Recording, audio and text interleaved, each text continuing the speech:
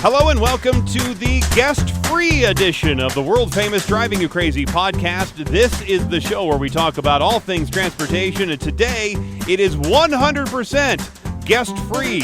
I am the traffic anchor and transportation reporter for Denver 7 News, Jason Luber. I'm Denver 7's own pedestrian advocate, Joseph Peters. Who needs guests when you got the two of us? That's exactly right. No guest today because I was too busy to book somebody this week, basically.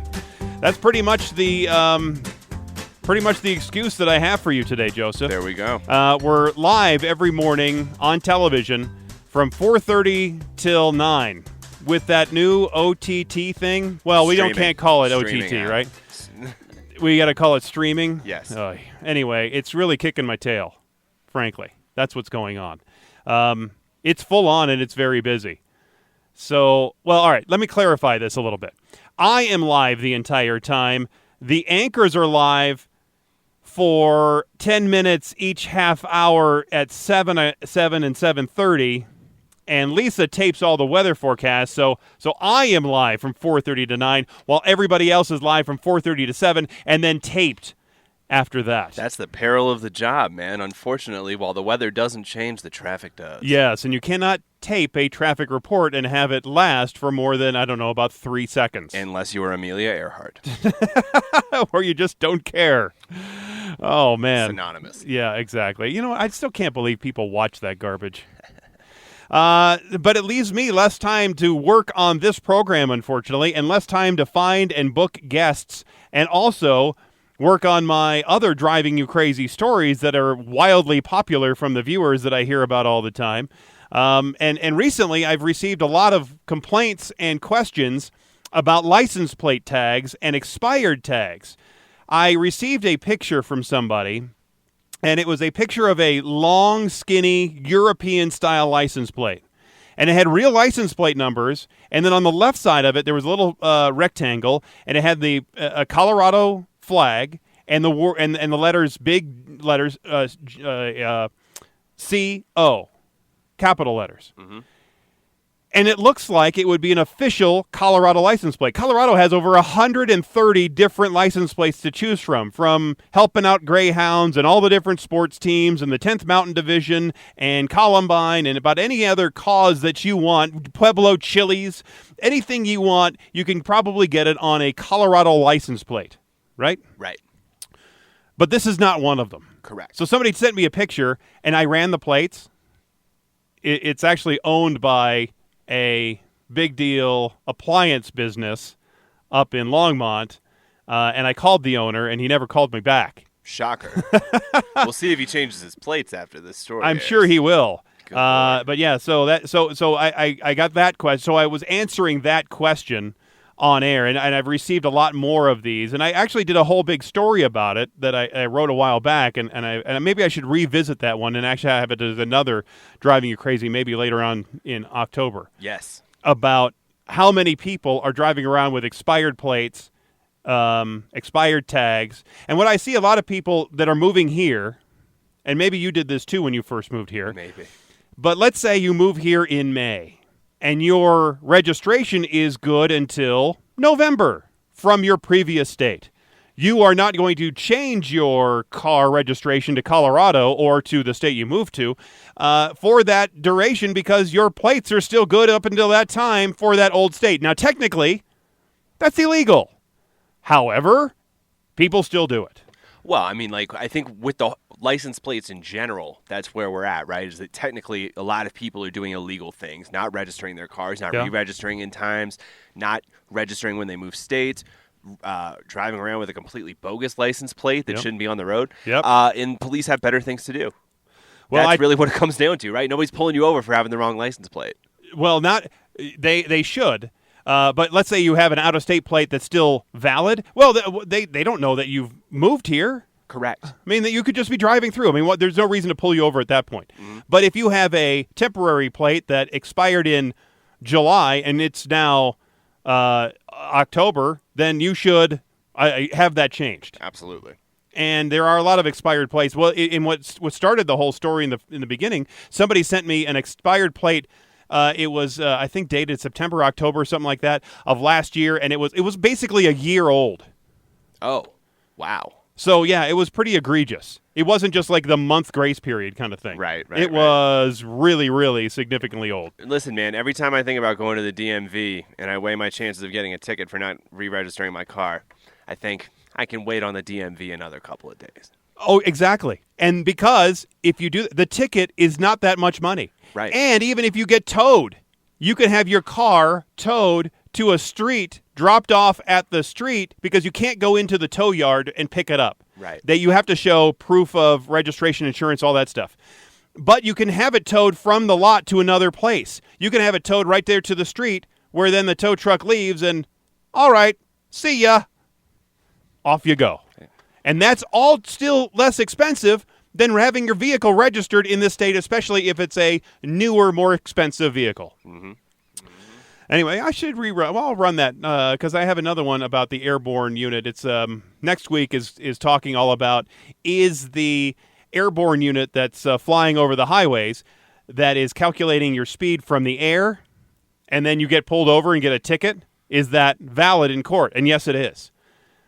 They basically have markings on the pavement on these interstates, and the person in the airplane is using a stopwatch and stop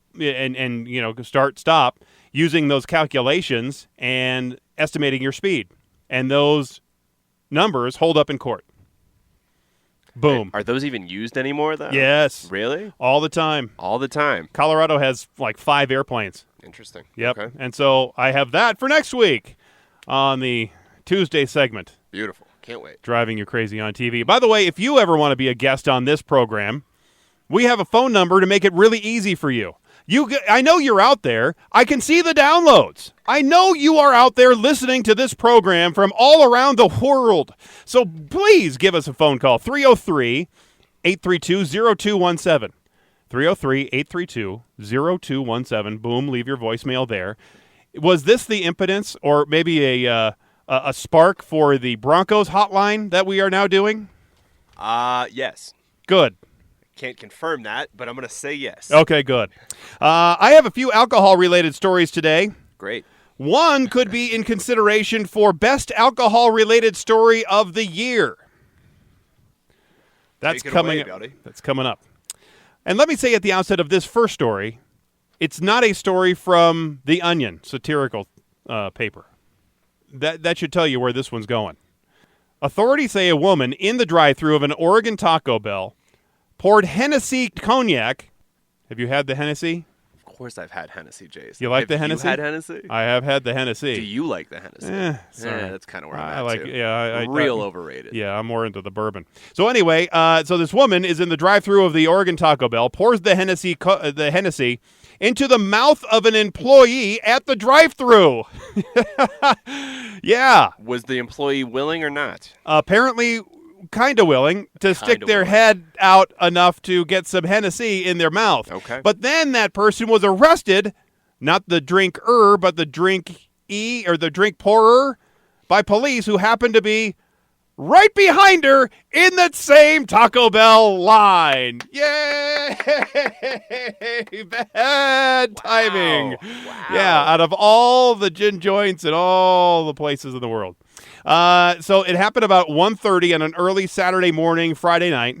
The sergeant followed the woman out of the parking lot, pulled her over. The 23-year-old was booked into jail on suspicion of driving under the influence, and police say the Taco Bell employee didn't know the woman that poured the Hennessy into her mouth and said most of the cognac was spilled onto the ground. Yeah, there's no good angle to get out of a drive-through window quickly and have something poured in your mouth. I mean, no. Who are you, the Elastigirl? Because, yeah, you're lower in the car. Right. The drive-through employee is up higher usually. So that's a pretty good reach. Right. So you got to bend down. You got to tilt the best you're going to do is tilt your head to the side. Right. Right. Get out the window. Tilt your head to the side. They're going to be trying to hit your mouth from an up angle, and it's going to be hitting you from a sideways. So it's going to spill all over your uniform. Yeah, man. You can't work after that. You're going to reek of Hennessy for the next 2 days. Now, aren't most Taco Bells 24-hour? I think so. So, but maybe they were off at 2 o'clock because this was happening around 1:30. Maybe that was a 2 o'clock shift. Jason, can I be honest with you? No. If anybody... Don't be honest with me. Anybody comes through a drive-through window and I'm the drive-through employee and they have a bottle of liquor and they say, let me pour this into your mouth, I'm just going to say yes. Like, on principle, I'm going to say yes. Not because I'm an alcoholic or anything, but because you can't turn that down. Oh, no, I completely agree with you. Oh, yeah, no matter what. And even if the store has security cameras. Even if I get fired for it. I mean, you'll find another job. Exactly.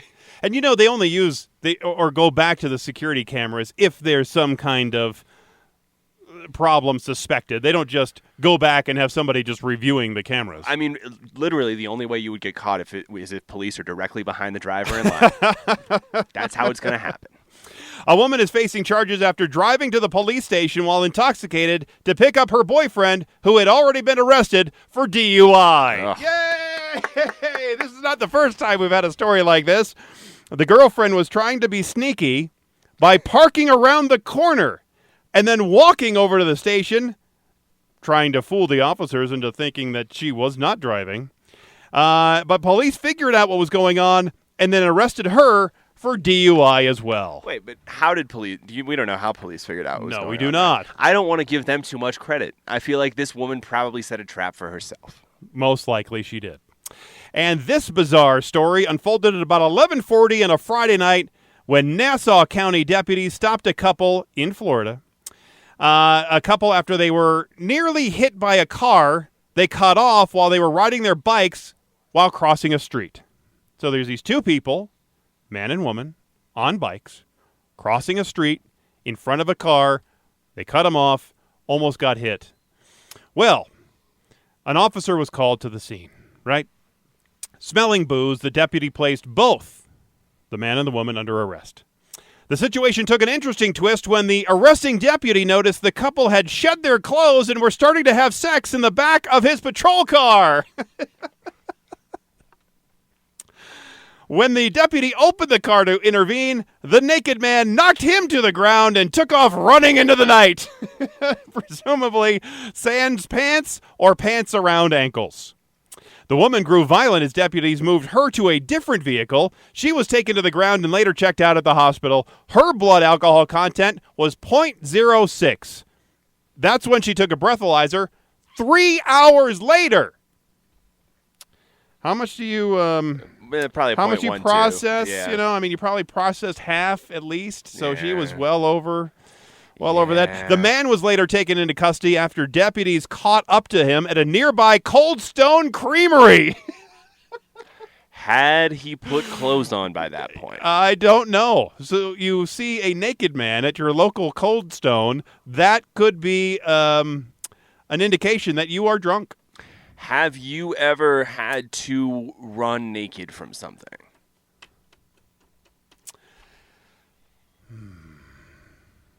Is there a story that's on the fence? Well, I'm just thinking about that. There might have been. I know we did a skinny dip jump off of some cliffs into the Chattahoochee River. Okay. I remember that. That was college days. I mean, it's college, man. Yeah. His blood alcohol content was 0.145. Again, when they measured it, right? Yes. That dude was chugging natty ice all day. Both were booked in the Nassau County Jail on several charges, including resisting arrest with violence, unnatural and lascivious acts, exposure of sexual organs, and driving under the influence on bikes. Yay! Unnatural? That's what we're going with? Nothing unnatural about that. Apparently, that's a law in Florida because Florida. Unnatural. The good news, no one was hurt when a semi carrying 44,000 pounds of Nutella rolled over on I-94 in northern Indiana. The bad news is that a semi carrying 44,000 pounds of frozen waffles didn't roll over right next to it. Amen. Amen. And a nice fire to toast it right up, man. According to the driver of the semi, a car cut in front of him, and then the car slammed on its brakes. The sudden stop forced the semi to brake hard, steer left, causing him to lose control of the semi, and he crashed into the concrete median head on. Look, man, I think that this story, if we can be serious for a moment, I think that this story is a really good example of why we need to be looking at rail infrastructure around the country. So we have less of these semis on the road and more of them on high-speed rail where they're both moving faster and they're out of the way of our highways. 2 words joined into one for you, Hyperloop. Yes. The Hyperloop. But it also is a tale of car drivers having no respect for the necessary stopping distance of semis. Oh, absolutely. Absolutely. And I mean, I think as a country, we do need to have the conversation as there are more ride shares, as there are more scooters, as there are more bicycles, and as we have infrastructure for those things, should we be upping the requirements to become a driver and make it more difficult to become a driver and make sure that the people who are on our roads are safer people? I never, ever remember, and maybe you don't either, you just went through driving ed not too long ago, talking about safety around semis, cutting off semis. No. You probably never had those direct lessons. No, the only thing that stuck with me from driver's ed about semis is you don't want to drift under them, which is... Well, it's nearly impossible. Well, and it's damn useless advice, right? Like, yeah. Don't drive under a semi, Jason. Okay, thanks. You're welcome. The only time you were able to do that is if you had a really low, like a Ferrari, Lamborghini, that was low enough and short enough that could go under. We've seen the movies that have done that. Yep. But now all the semis are basically required, especially the East Coast semi-trailers, to have those side curtains on them to prevent cars from either going under them or people from sliding under them. And so you rarely could ever do that anymore. It's just because of the way they're constructed now. Yeah. I remember in driver's ed, I had a teacher that used to say every time passing a semi-trailer, she would look at the tires to see if they were worn down really badly, because then at any moment they could blow up. Oh, God, that's my nightmare, man.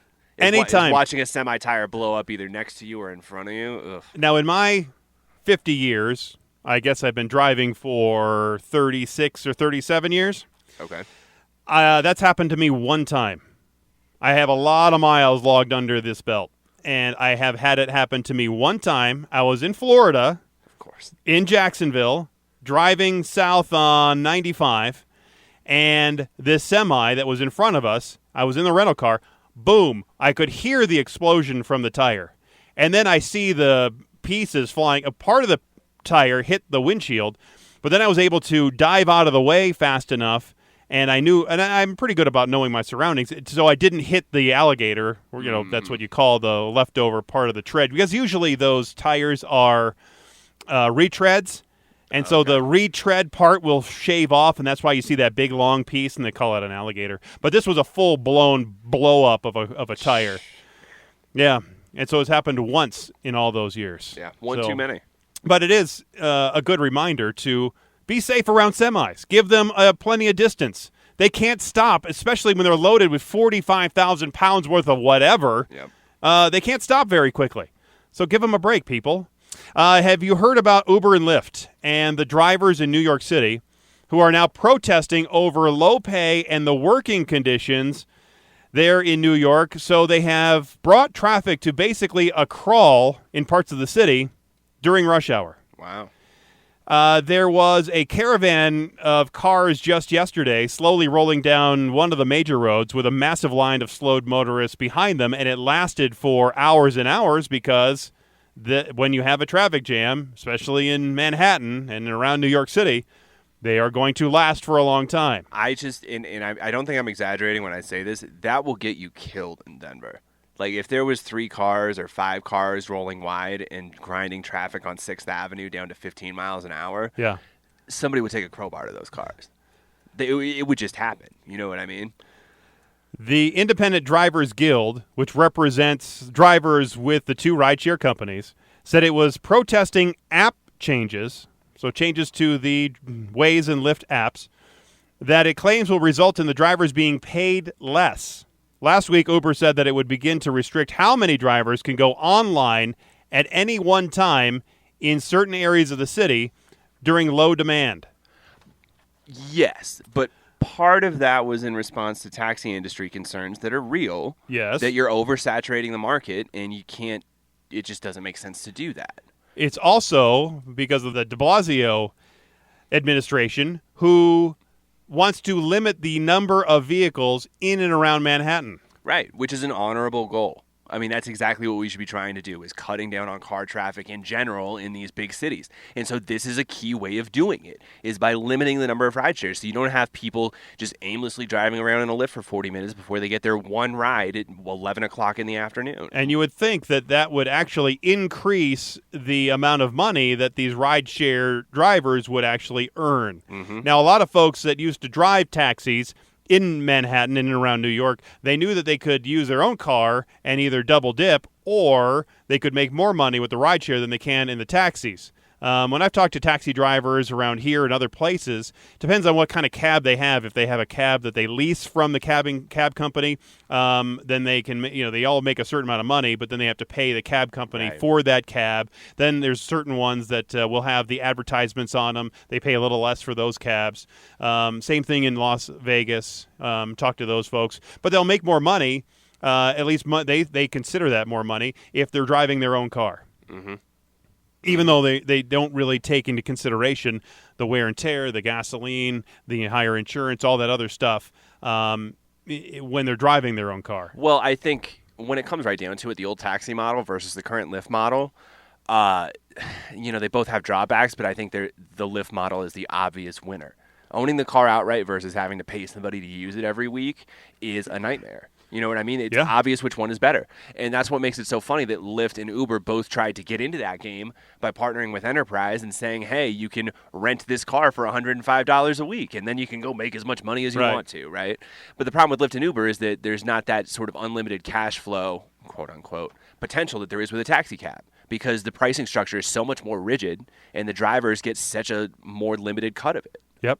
So it'll be interesting to follow this and see where it goes, if it spreads to other cities or what happens with that. But there's just something to watch. Mm-hmm. One part of an airport that can be obviously a huge influence of your experience while you're there at that airport are the restrooms. Yes. I mean, you just think about the last airport you were in, and you think about the airport restroom, right? Some of the airport restrooms are terrible, while others are just mediocre. Others are pretty nice. Not many. Where are those? I haven't seen those yet. The DIA has decent restrooms. Where was I recently that had some nice ones? Let me rephrase Atlanta actually had some nice ones when I was there. I don't think there's such a thing as a pretty nice public restroom. No. Right? Like the ceiling for that is fine. It's fine. It's fine. Yeah. All right. Well, one airport is going high-tech. The Dallas-Fort Worth Airport. They're investing millions of dollars in its restroom experience as their airport board approved a 3-year plan worth about $3.2 million. And what they're going to do is have Trax Analytics. This is the company that will implement smart bathroom technology in the airport's 135 restrooms. Tracy Davis, the president and chief executive of Trax, says restrooms are the first thing and the last thing that passengers use, so it really impacts their journey and it really impacts their experience at that airport. I wholeheartedly agree with that. Could not agree more. When this new technology is up and running, travelers will see digital signs outside of each bathroom. It will tell them how many stalls are open. Okay. Well, that might help for the ladies. Men just go in for the urinals. Yep. I mean, but obviously I see more men in airport restrooms in the stalls than any other place I've ever been. Right. Because you're traveling and privacy. When you gotta go, you gotta go. Once you get inside the restroom, people will see occupancy lights above each stall, letting you know which ones are free and which ones are occupied.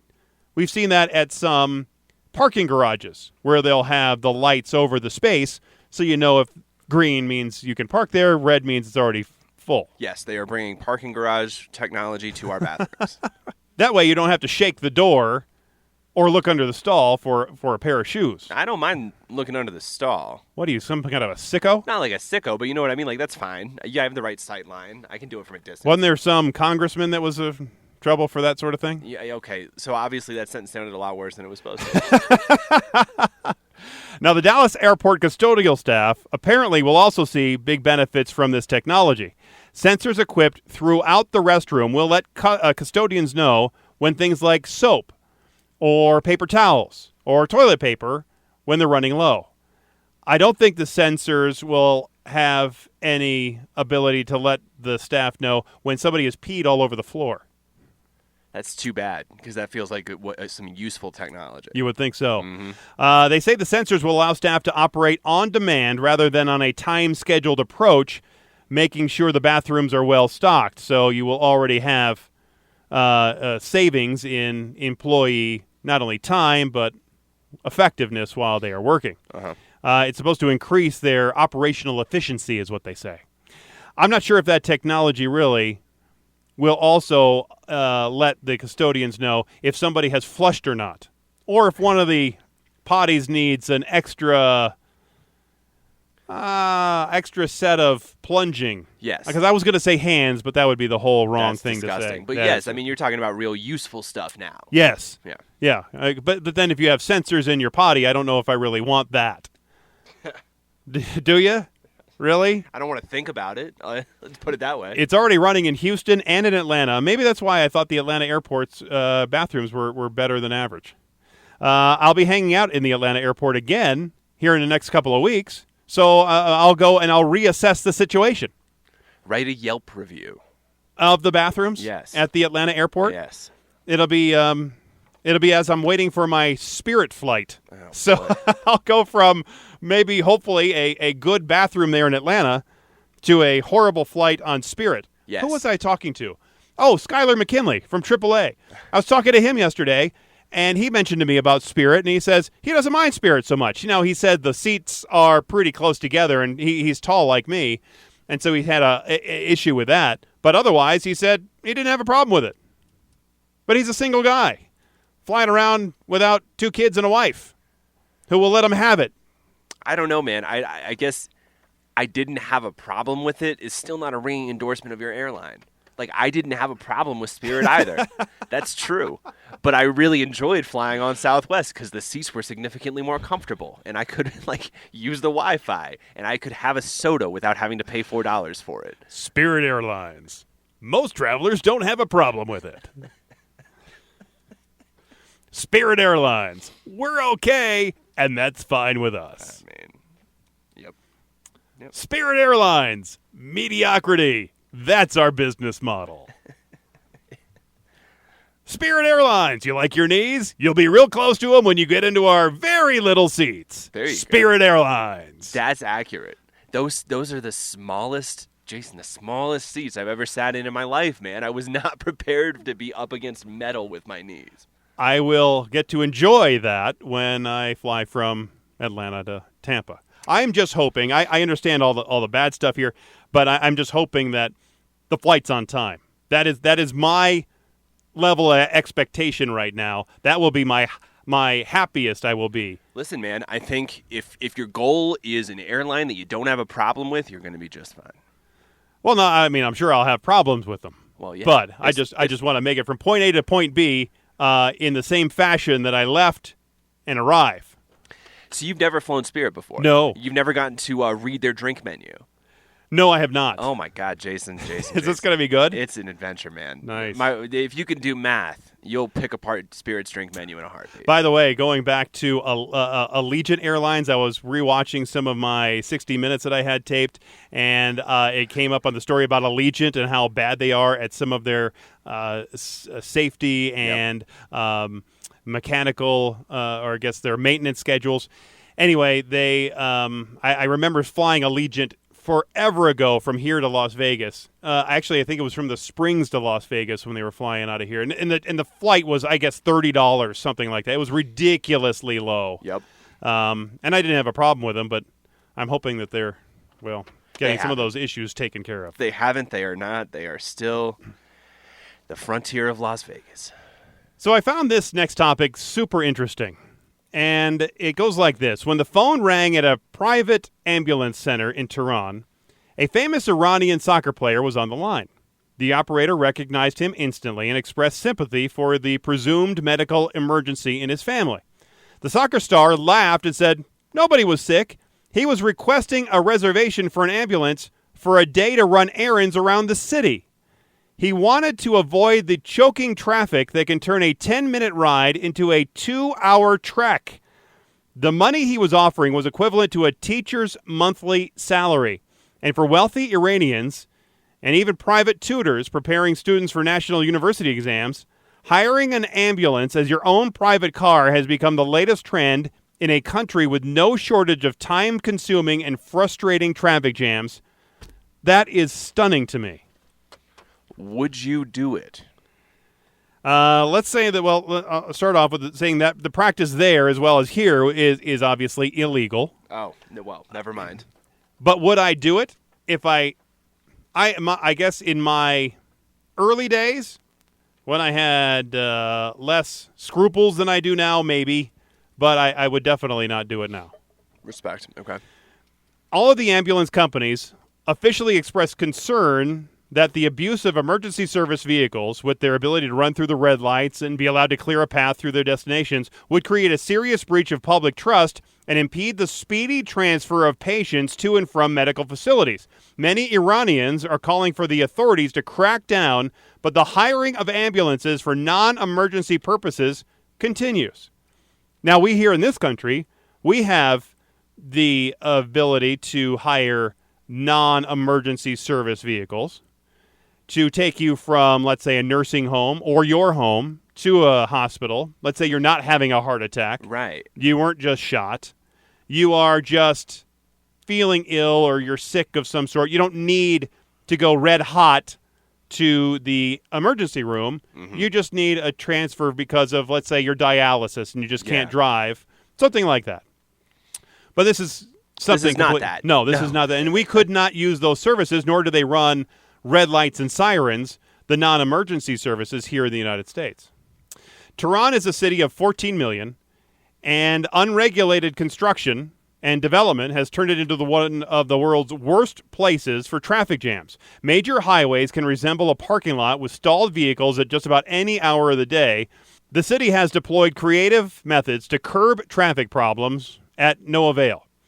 Drivers into central Tehran, for example, require a special permit, and for a while, cars were allowed on the roads at various times depending on the last number of your license plate, if it was odd or it was even. We have seen that in other parts of the world as well, where they also have choking traffic jams, mostly in Southeast Asia. India. Denver. We don't have that yet here. Around Tehran, cars routinely speed down the opposite direction on one-way lanes. They drive backwards on highway exits, and they'll blow through speed signs and just drive as fast as they want. When a police officer does issue a ticket, the first impulse is often to bribe that officer and implore him to tear up the ticket. And it happens often. I've seen that also in Mexico. I was going to say, probably happens all the time, right? I can't imagine the police in Iran are very strict about these things. No, I think they're pretty used to it. Yep. The ambulance scandal, however, may be a step too far, they say. The public backlash has been severe on social media and in local newspapers. Many Iranians have criticized the government for its inability to detect and end the ambulance violations. The head of Tehran's private ambulance services told Iran news outlets that the practice is widespread and it's not limited to celebrities, and that police are too busy to check if there's an actual patient in each ambulance. I don't understand how police are too busy to check when I am able to check the back of every ambulance that I encounter to see if there's somebody inside or not. I mean, how are they going to it's just like checking, like I said earlier, how do you check if somebody from out of state that has a valid tag on their license plate is now living here and working here, and there's just no way. I would argue that it actually takes a lot less effort to find out if there's a body in the back of an ambulance. Well, no, you could find if somebody's there. Right. But they're going to be sitting upright. They're not going to be laying down with tubes and cords and that's what you're looking for, right? Things patient, attached no to patient. them. Patient, no patient. No patient, good. Patient, bad. Maybe they could have a camera in the ambulance on the inside that has a video screen on the outside, so you actually know if there's a patient in there or not. You know, you say that like it's a joke, but solutions, man. I am all about solutions. I am an idea guy. Yes. I have great ideas. It's just about implementing the ideas that I lack some gumption with. The identities of the celebrities and the private ambulance services violating the law have not been revealed. It's also unclear what measures the ambulances take to make sure the wealthy can travel in the same vehicles used to transport sick or bleeding patients. Calls to more than a dozen private ambulance services in Tehran drew denials that they would take such unorthodox requests. Iranian news outlets reported that Tehran's prosecutor general had issued an order to end the ambulance violations. The police have been told to stop and confiscate ambulances that are found to be transporting people who are not patients and refer the company to court. Recently, ambulance drivers have reported an increase in other drivers refusing to make way for the ambulances, which obviously is going to be the major problem here, where you have the abuse of the system, and when the system really needs to be used for people who are genuinely sick, injured, time is of the essence, they are not going to be served because of the people that are abusing the ambulance system now. People see an ambulance and may think it's not a patient or not a life and death situation, so they won't get out of the way. That it's a celebrity going to get a haircut. Still, some Iranians reacted to the scandal by joking that perhaps the country's popular taxi app called Snap should be starting to offer an ambulance option. Could you imagine if Uber and Lyft had an ambulance option? We're not that far from that, right? Well, probably not. Actually, don't they? I think Uber and Lyft, they both, story. Yeah, we have. Not where that they will offer take you ambulances, to but, the whatever. I was thinking about that for my colonoscopy coming up. Well, yeah. I mean, really, for any procedure. It's like, if I was thinking about this the other day. Can I avoid an ambulance bill? Yes. Am I going to avoid the ambulance bill? Yes. I mean, if I don't need to be in the ambulance, whether that means I'm taking a Lyft, whether that means I'm driving myself, whether my wife is driving me, I'm not going to do it. Right. So. Yeah, I have my colonoscopy in a week and a half. Next Friday. Circled on the calendar. It is circled on the calendar because I have to stop eating certain foods next week. By this time next week, I will be eating low-fiber foods. And then Thursday, my last meal will be around 7 o'clock, 8 o'clock in the morning. This is all TMI. Except for Jell-O. Not the good kind of Jell-O, like the pudding. It's going to be the bad kind of Jell-O because it's only going to be yellow or green. Can't have red Jell-O. Can't have like the cherry Jell-O. Are you familiar with like 1940s style cooking where they made fancy Jell-O with like stuff in it? Vegetables and meat? I can't have that. Nobody can have that. It can. Nobody should have. It's going to be only Jell-O.